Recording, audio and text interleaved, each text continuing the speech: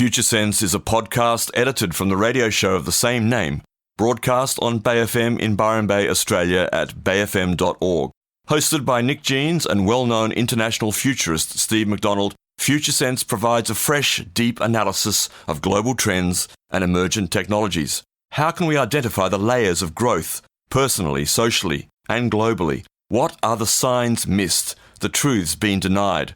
Science, history, politics, psychology, ancient civilizations, alien contact, the new psychedelic revolution, cryptocurrency and other disruptive and distributed technologies, and much more. This is Future Sense.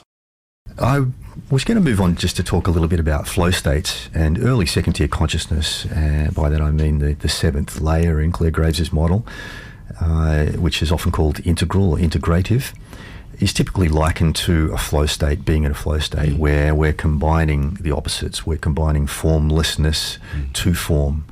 And it was, I guess, one of the first places we saw it emerge in terms of public discussion was within the realm of elite athletes talking about operating in flow states. Oh, yes, okay. Yeah.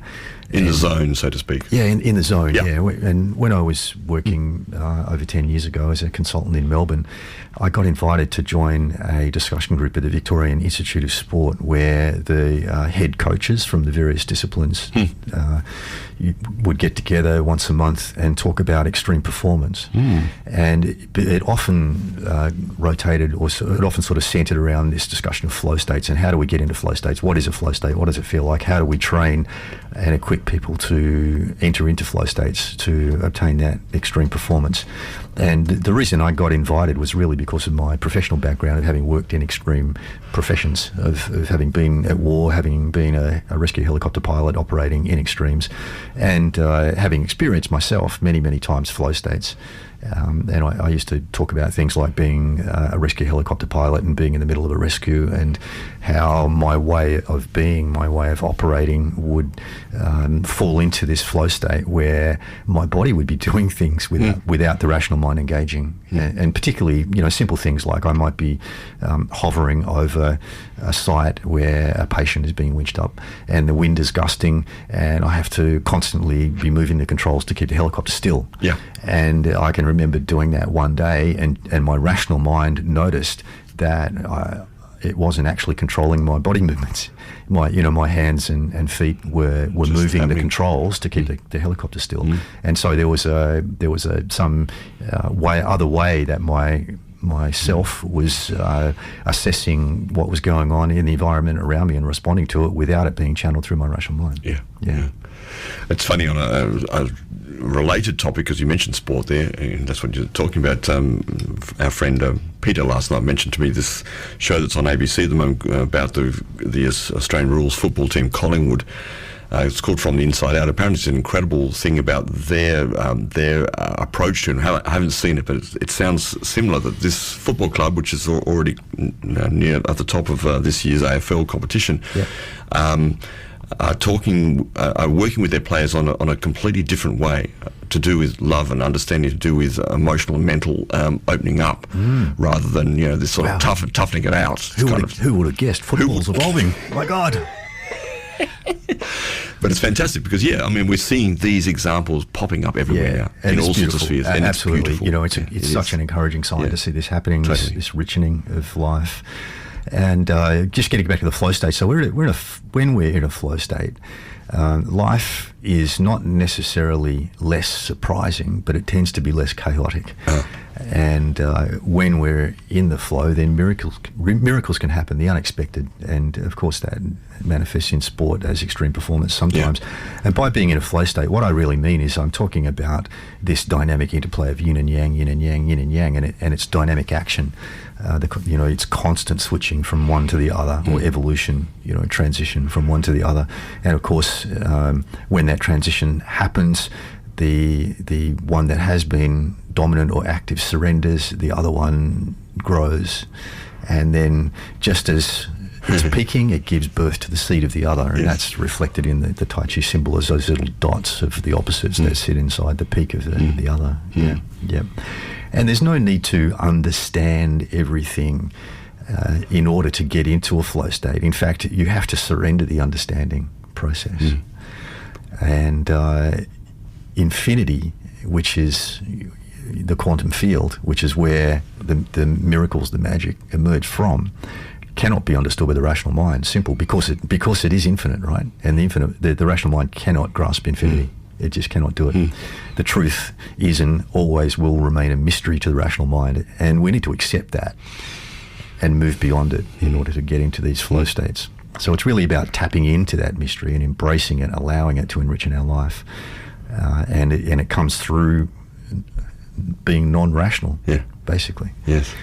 It's what the Taoists call action through non-action. Yeah. And I suspect most of the people listening to a show like this and this station, living in this region, you may be somewhere else out there, hello if you are, probably have connections to or experiences of that kind of state in one sort or the other. And if you do, again, please text in 0437341119, because I think this is these kind of capacities, as we're speaking about, are emerging in all sorts of places. Absolutely. It would be great to get, if some people want to text in their own experience of this moving beyond the rational mind and discovering that magic, that mystery flowing into their life as a result. And as we were talking about before, in the lead up to this big transition into second tier, we are still operating in that place of either or, having dominance from either the left brain or the right brain, and that gives rise to rejection and resistance when we're operating from one side of the brain and something, its opposite arises. Yes. And it's not what we're experiencing, and we resist it, reject it. And then inevitably when we do that, we often find that something unexpected will manifest for us in life. So there's a clue in that to our own creative process, how we actually manifest things in our life. And because of this weird paradoxical flow within that dualistic energy system, the yin and the yang, when we're focused on one thing, it will automatically arise as the other, right? And consequently, so life is often full of these unexpected and maybe unwanted experiences that we're manifesting ourselves. So true. A couple of texts have come in. Thanks. There's a subscription streaming channel called Gaia. Yes, very familiar with Gaia. Worth a mention and a look if you haven't already, because it covers the same content that we do, and to some degree that's true. Yes, indeed. But this is an interesting text here. All the chakras can be used, but they can get overstimulated or overused. Only through the heart chakra you can direct as much energy as this world can give us. The heart chakra can not get overloaded as the other chakras do. It is not how you use the energy to show how big you can be or how you can move through the different energies. It's the capacity to direct the energy through the heart. All complications are just a product of energy misplacement. Really a product on either left or right hand hemispheres of the brain activity. Thanks, guys. So that question about the focus of the heart cannot be overloaded. Yeah, I don't think that's a question. I think that's a statement. And if we look at research around our heart field, the energetic field, particularly through the work of the Heart Math Institute. Yeah, exactly. Then what they are finding is that our energetic field is centered on the heart, and it's shaped like a torus. And for those of you who don't know what a torus looks like, it's like a donut but without the icing. And in the center, of course, still got a hole though. In the center of the torus is the portal to the quantum field. Yes. And so it is. It's a portal to infinite energy. So that I'm just backing up what that listener has said. Yeah, no, that's a good statement, and we don't disagree with that. That's for sure. And the focus on the heart chakra, the ability to as you said, to channel or to direct the energy through the heart chakra is a capacity which I think is growing. And it also, needs practice, so to speak. Yeah, and this is a developmental thing. Yeah. So for many, many people, in fact, I'd say for most people on the planet, this is not their experience of day-to-day life. And so it is a process of growth, and that growth involves sequentially activating the chakras. And in that process of growth, we can have very, very different experiences to this, and that this experience of having a feeling of infinite capacity and a portal to the quantum field through our heart chakra is a place that we arrive at through a long developmental process. For all of you out there, strangers in a strange land, You're grokking Future Sense here on Bay FM. Thanks for your text. We've got a lot of texts in here. We may not get to them all. Just quickly, though, Dudley texted in when we were talking about, Steve was talking about flying the helicopter and being basically not thinking in that space, and yet absolutely facilitating what was necessary in the moment of response to the situation. And Dudley says, yes, I experienced this when doing a learning to touch type game, and suddenly I found my fingers spontaneously typing the letter combinations before I consciously recognised the letters. Indeed. Exactly, and in fact, most people... exactly, and in fact, most people experience it when they're driving, of course. You know, we learn how to drive, we have to think about it at first, but then we just do it without thinking. Yeah. Well, I might just mention this because I've half written now, and also Tiana's written. Yes, I've had a couple of experiences whilst working on people's necks. The first time I was working on a friend's neck, I fell into a profound state of deep wisdom and all-knowingness for about 15 minutes, and have been trying to get back to that state ever since. The second time I was also working on a client's neck when something took over my hands and I was releasing the muscles and realigning the vertebrae, and it wasn't me doing it, but it was also profound, and now I have the ability to work on soft tissue and align the spine without cracking. I always thought it was a guide coming to show me how to treat necks, but maybe I was just in the flow. Whichever, I now specialise in necks. That's beautiful. Thank you for sharing. Yeah, thanks to Tiana. Good friend of mine. Awesome. And some people call that kind of process moving from form to formlessness. Yes. And it's important to remember that the journey to get there, just like the journey throughout life in general, takes us through these different zones. And so, you know, we're born into formlessness and we grow into form where the rational mind is dominant, and then we can transcend that into a higher level of formlessness. So form or structure has to be involved in some way.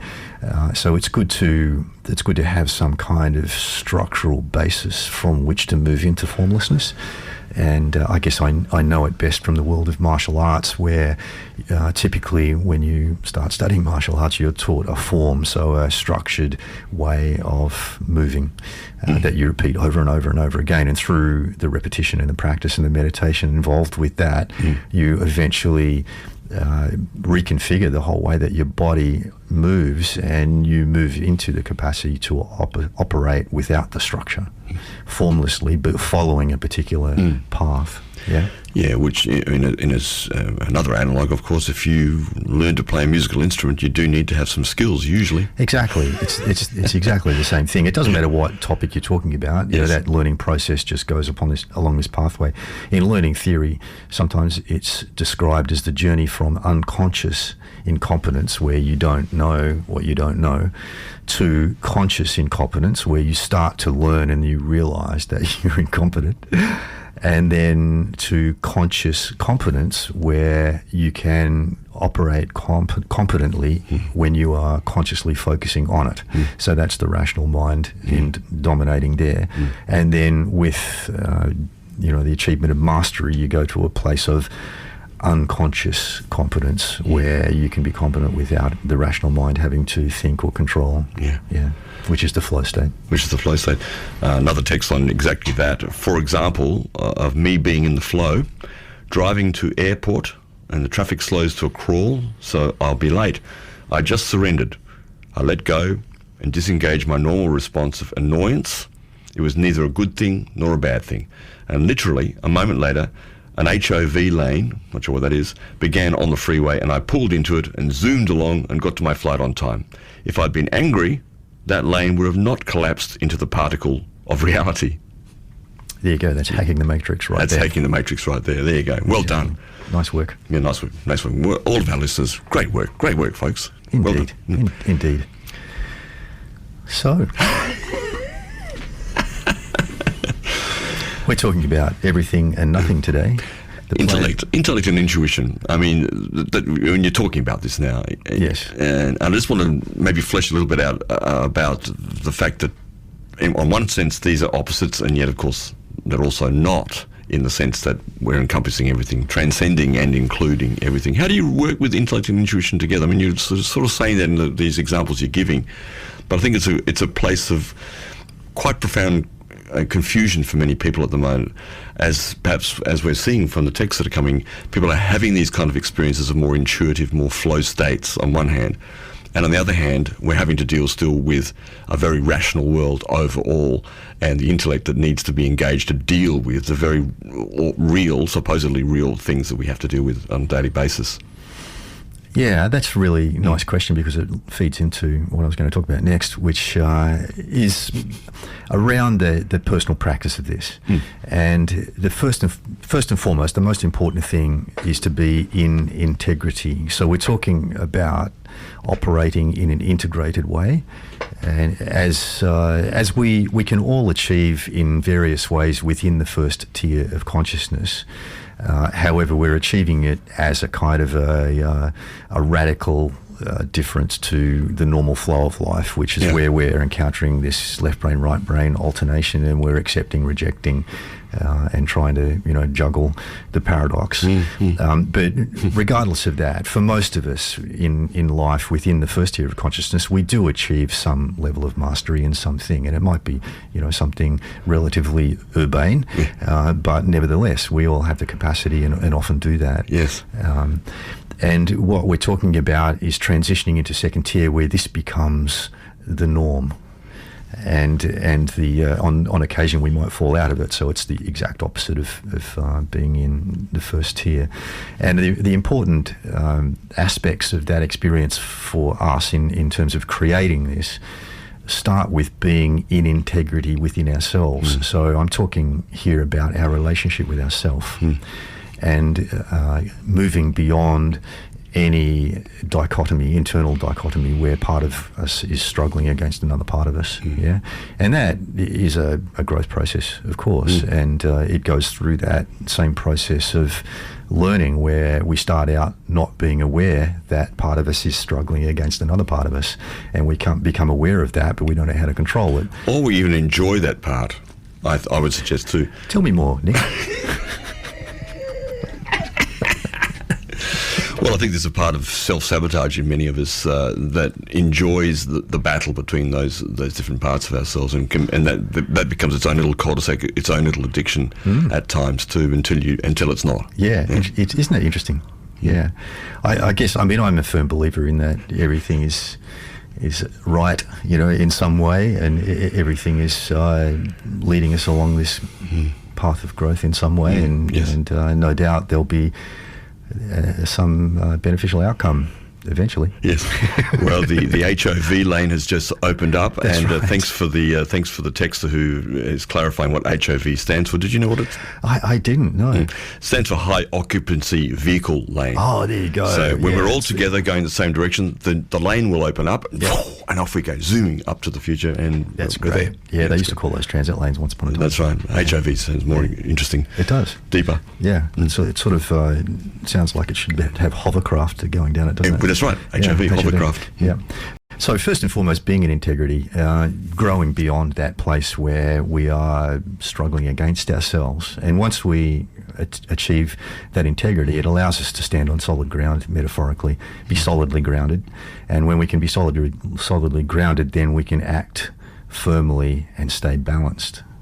Yeah, without throwing ourselves off balance. Whereas if we're imbalanced, if we're not balanced inside, then we're not balanced outside either. And this, for me, again is a lesson that I've learned through the practice of meditative martial arts, where if my mind is not present, if it's, in other words, if it's somewhere else, then my body will be off balance. And sometimes, often that will show up where I'm doing my training routine, and all of a sudden I lose my balance, and I realise that my mind wasn't here; it was somewhere else. Yeah. And therefore the mind was creating the balance, which manifested in the body. Yeah.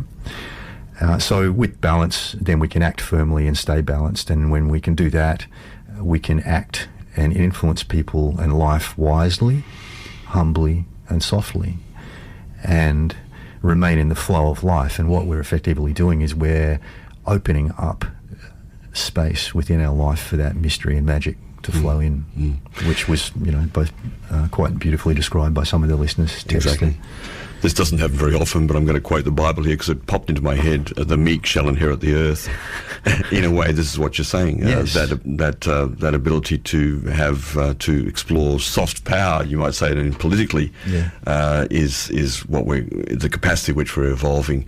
Whereas for many of us, I think what we thought of how to reach change internally and externally was kind of like, let's go gung ho at this. Let's break down the barriers. Let's pull down the structures.